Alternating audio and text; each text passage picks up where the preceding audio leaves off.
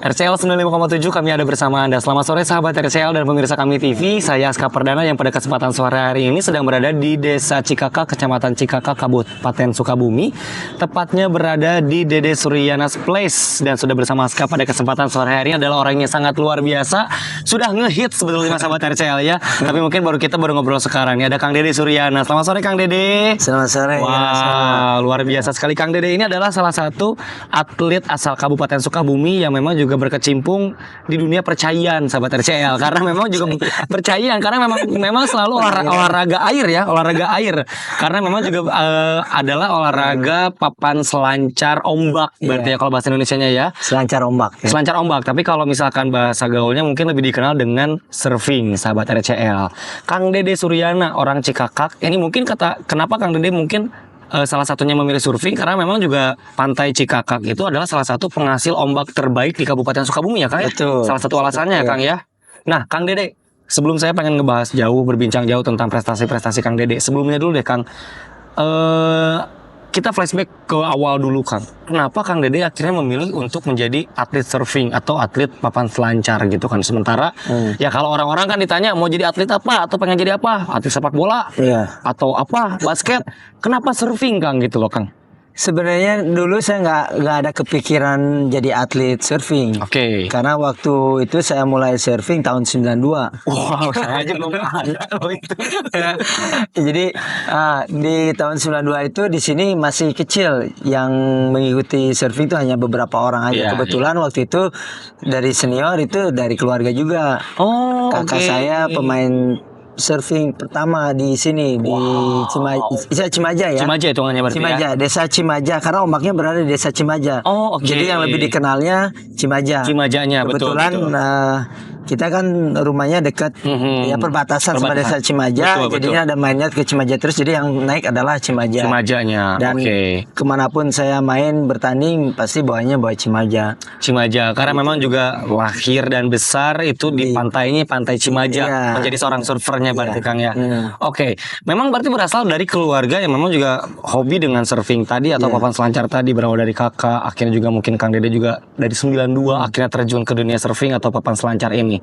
Nah Kang, bicara tentang surfing atau papan selancar, karena kan ini memang olahraga yang utamanya adalah tentang keseimbangan badan, tentang bagaimana kita daya tahan tubuh. Sebenarnya Kang, mungkin masih banyak juga sahabat RCL, kita nyebutnya sahabat RCL dan pemirsa kami TV yang memang juga masih belum paham tentang teknik surfing. Secara dasar Kang, secara dasar nih, sebenarnya surfing itu apa yang saya bilang barusan bener nggak sih tentang daya tahan tubuh dan juga tentang keseimbangan tubuh, atau sebenarnya apa sih Kang? Iya, kalau surfing banyak faktornya. Tapi kalau mau belajar bisa di sini, banyak pantai yang mendukung untuk belajar. Nah, surfing itu perlu endurance. Iya, endurance daya tahan, endurance itu kan. Terus keseimbangan, pasti keseimbangan karena berdiri di atas papan terus di atas air ya, di ombak betul. Dan kalau mau coba ya bisa di sini dengan daya tahan tubuh yang kuat pastinya. Terutama di pedal upper body. Oh iya, saya kira malah di kaki loh Kang. Kaki juga perlu karena untuk berdiri juga jaga keseimbangan. Tapi kalau surfing itu banyak pedal atau mendayung Nah, betul.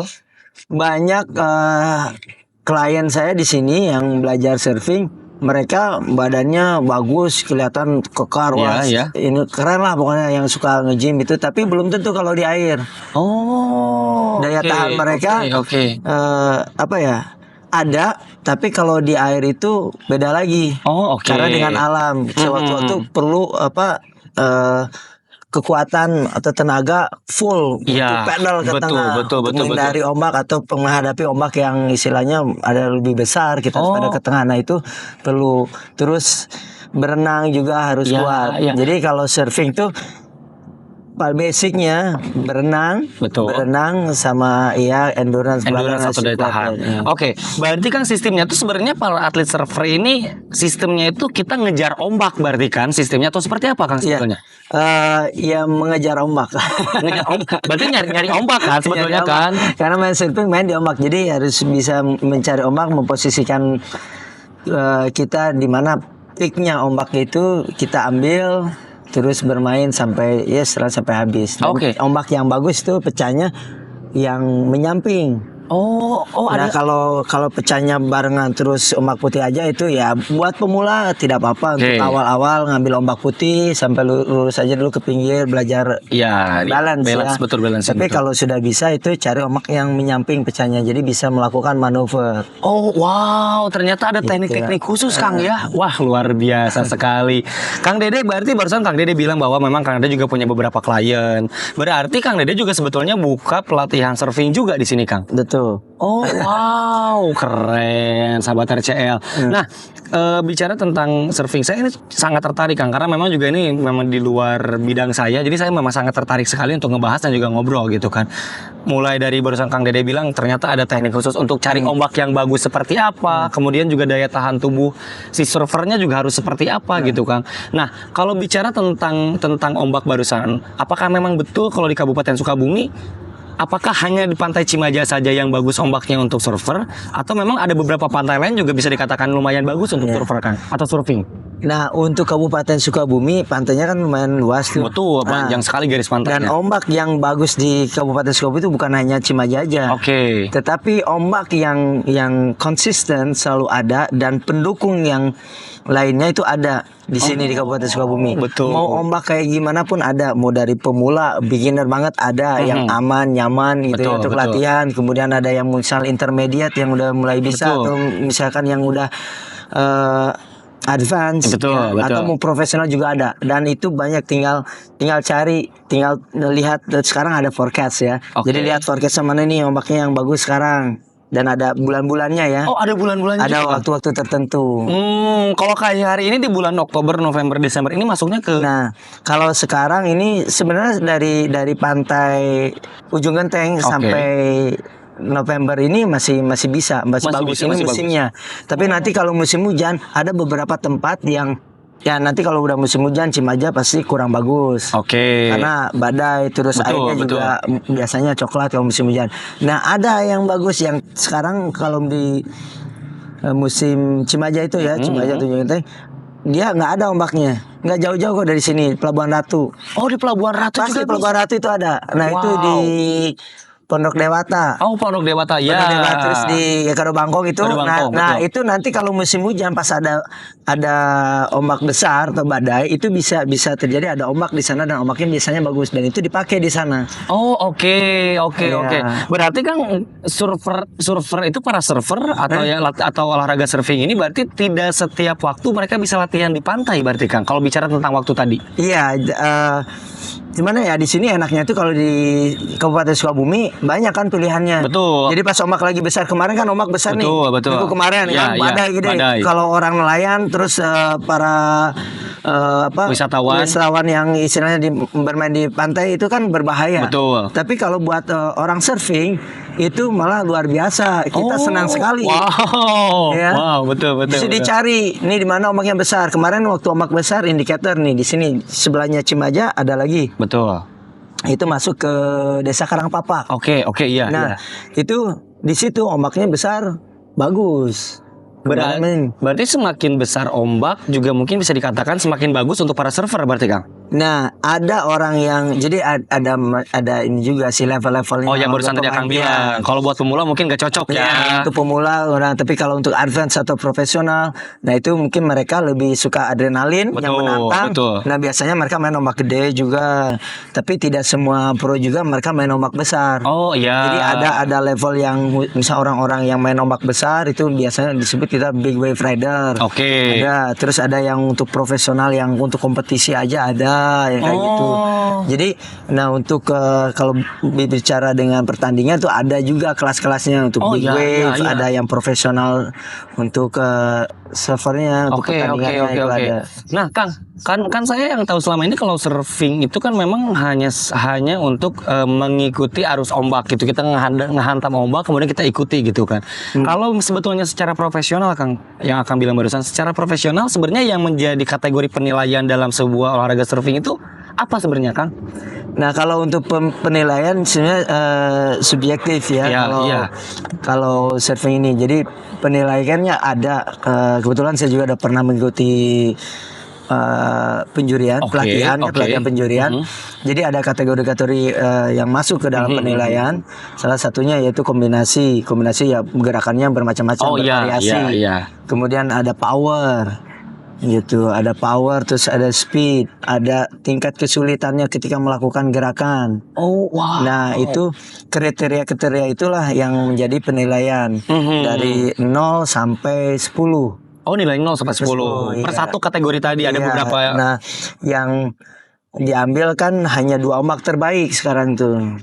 Dari beberapa kali dia bertanding tuh, misalnya waktu itu ditentukan oleh juri. Ada waktunya juga kan? Ditentukan oleh juri itu ada bisa 20 menit, bisa 15 menit, bisa 25 menit, tergantung dari situasi ombak pada hari itu. Keadaan ombak pada hari itu, misalkan ombaknya kecil terus agak lama, ditambahkan durasinya akan lama.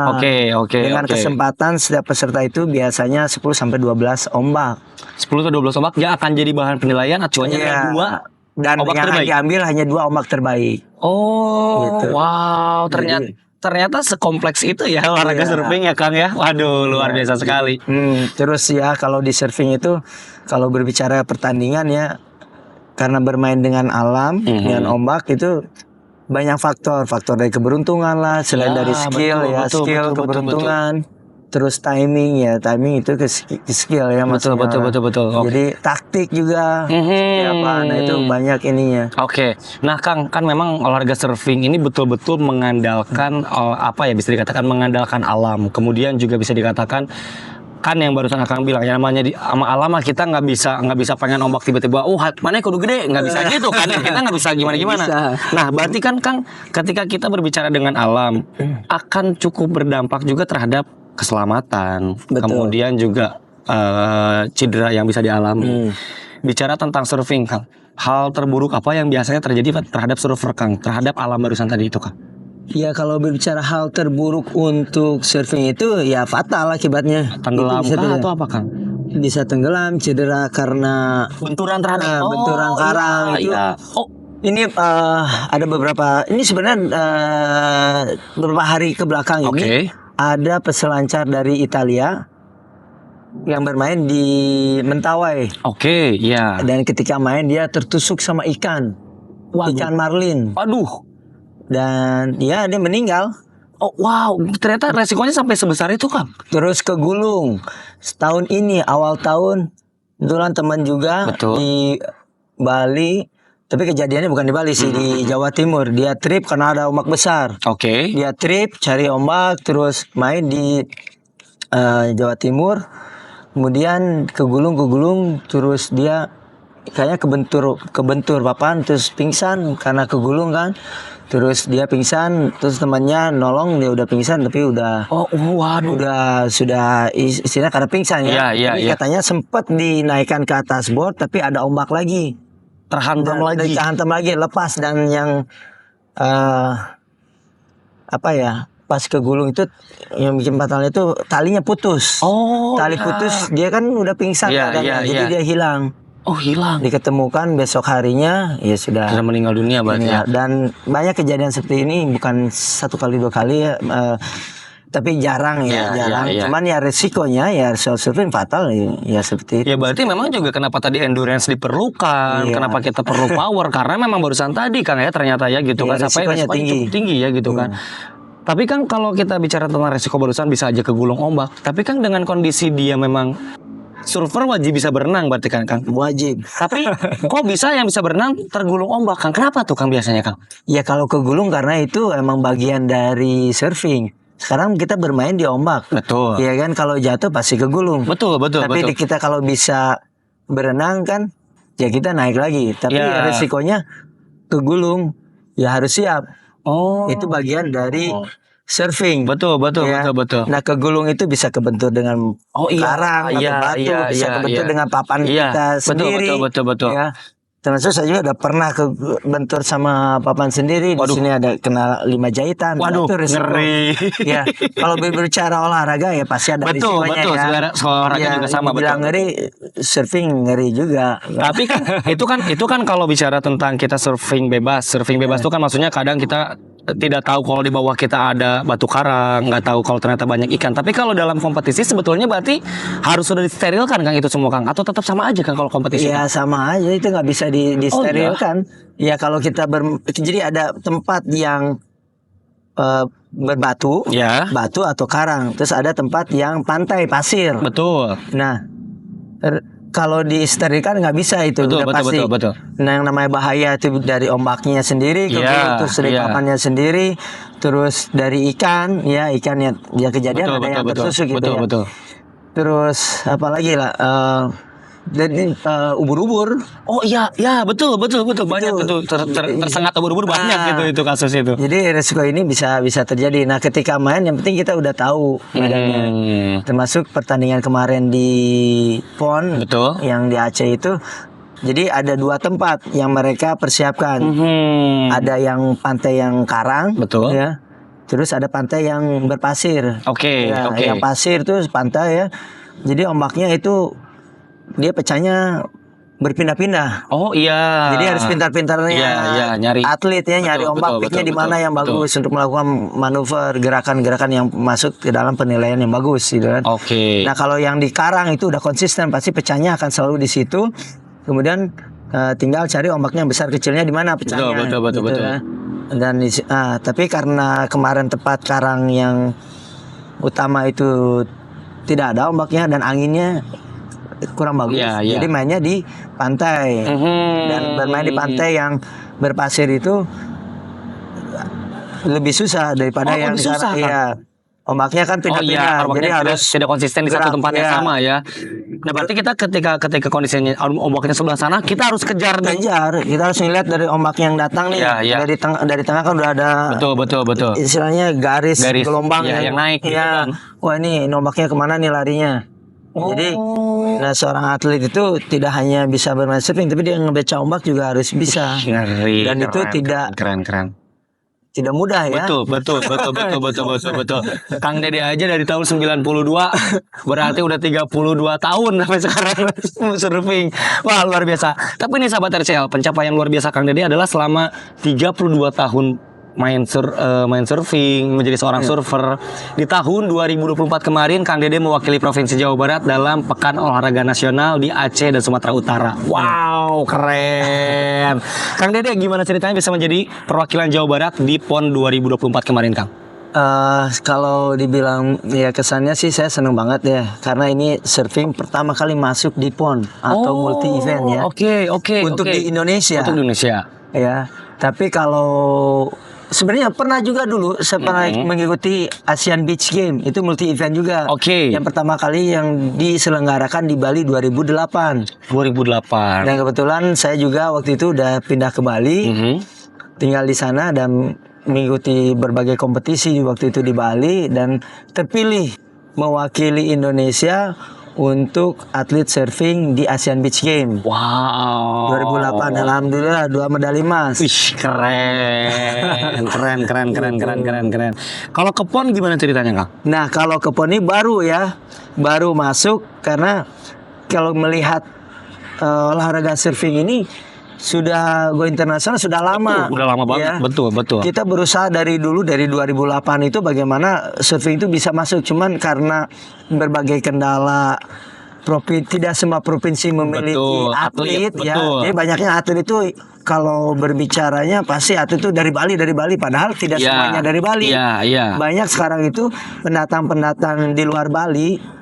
Mereka hijrah ke Bali, terus latihan di Bali, banyak yang dari luar Bali. Betul. Nah, karena sekarang sudah banyak, alhamdulillah kemarin bisa terjadi PON dan surfing masuk ke sana karena sudah memenuhi persyaratan sebagai peserta cabur di PON. Oke. Berarti di 2024 ini adalah pertama kalinya surfing dilaksanakan di kegiatan PON berarti, Kang. Oke. Nah, mewakili Provinsi Jawa Barat kemarin Kang Dede ini berhasil meraih medali perak. Wow, keren. Kedua se-Indonesia Kang, keren. Gimana ceritanya dan gimana perasaannya meraih medali perak di PON? Alhamdulillah sih perasaan sih senang ya. Pokoknya sih dapat harusnya juga pengen nama gitu kan. Pengen nama gitu ya.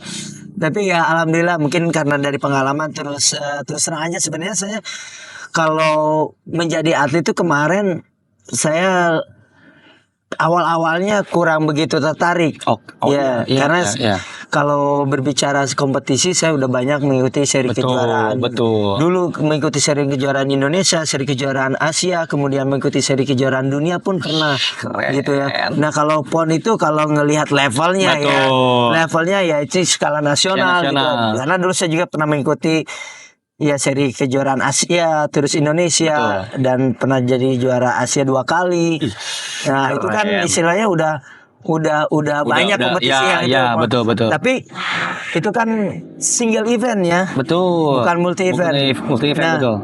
Pas tahun kemarin saya diminta untuk Mang ayo panggilnya Mang Dede gitu ya. Betul. Mang ayo mewakili Jawa Barat harus bisa karena mereka melihat mungkin potensi saya masih ada gitu betul. Terus enggak lah saya mendingan jadi pelatih aja lah gitu ya.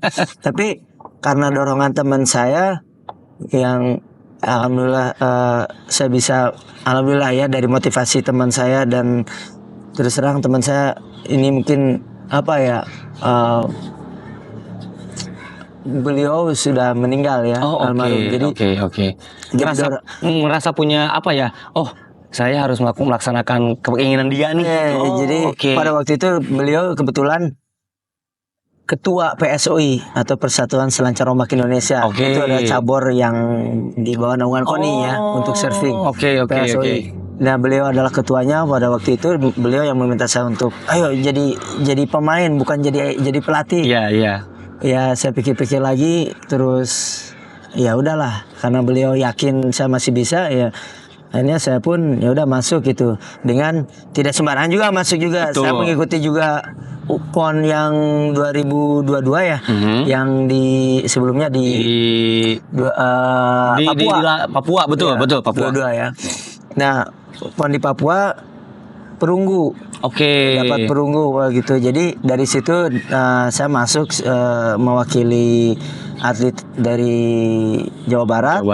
Dan yang kemarin itu kita hanya bisa 3 atlet. Jadi ada berapa nomor yang dipertandingkan? Ada 5 nomor yang dipertandingkan. Ada shortboard betul. Shortboard high performance ya. Itu yang saya ikutin. Kemudian ada longboard. Jadi shortboard putra putri, ada longboard putra putri 4 tuh. Terus satu lagi ada kelas aerial. Nah, kelas aerial ini diambil dari 10 terbesar kualifikasi di Bali pada waktu itu untuk shortboard dan diambillah 10 orang itu berdasarkan dari provinsi. Jadi 10 provinsi. Perwakilan dari 10 provinsi. Dan tuan rumah 1 jadi 11. Nah, jadi diambil yang terbaiknya gitu. Dan kebetulan saya dari kualifikasi itu adalah atlet yang masuk di kualifikasi yang tertinggi untuk 3 atlet dari Jawa Barat yang mengikuti yang dipilih 3 atlet untuk shortboardnya. Dan hanya dipilih 2 orang. Jadi yang 2 orang pun ini kalau masuk 18 besar. 18 besar. Nah, jadi 18 besar ini kebetulan masuk saya sama ada 1 dari Batu Karas, Pito. Batu Karas. Masuk Pito lah kebetulan saya jadi main di 2 nomor karena tertinggi rankingnya. Betul. Jadi shortboard untuk main opennya sama kelas aerial. Siap. Berarti Kang Dede itu kemarin tuh mengikuti 2 nomor olahraga berarti di surfing itu berarti ya. Itu yang dapat perak yang mana, Kang? Yang dapat perak yang kelas aerial. Yang kelas aerial yang dapat perak. Wow, keren sekali. Luar biasa Kang Dede ya. Tapi Kang Dede dengan pengalaman yang sangat luar biasa sudah lebih dari 30 tahun main surfing sampai sudah pernah menang di pertandingan Asia bahkan dunia Kang Dede.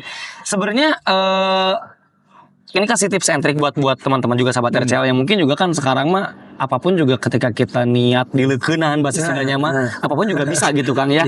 Menjadi atlet surfing juga. Apa sih yang menjadi modal awal seorang surfer itu harus apa Kang awalnya Kang? Awalnya sih berani. Harus berani dulu. Berani, sekarang berani terus tekun ya, rajin. Ya harus berani dah. Kayak saya aja, jangankan ke tengah-tengah, saya melihat ombak di pinggir aja siun saya. Jadi berani bukan hanya berani untuk turun aja. Iya. Siap berani hitam. Iya, betul. Panas-panasan ya. Betul. Kalau berbicara surfing ini punten ya. Iya. Orang Indonesia lebih cenderung seneng light skin atau kulit putih ya. Betul. Tapi lihat sekarang surfing ini sudah dipertandingkan di PON. Di PON, betul.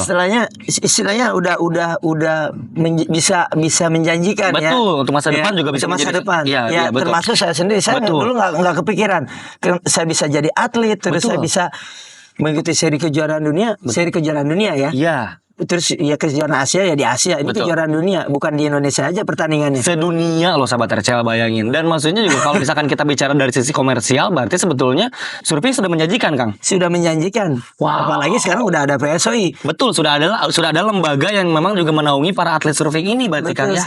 Wow. Dan sekarang cabur dari surfing ini atletnya bukan hanya surfing aja.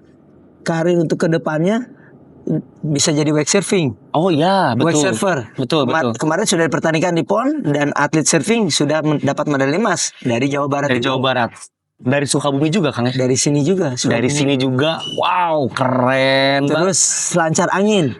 Oke. Selancar atau windsurfing. Oke. Kemarin medali emas juga. Dari Kabupaten Sukabumi juga. Dari Sukabumi juga mewakili Jawa Barat juga di PON kemarin.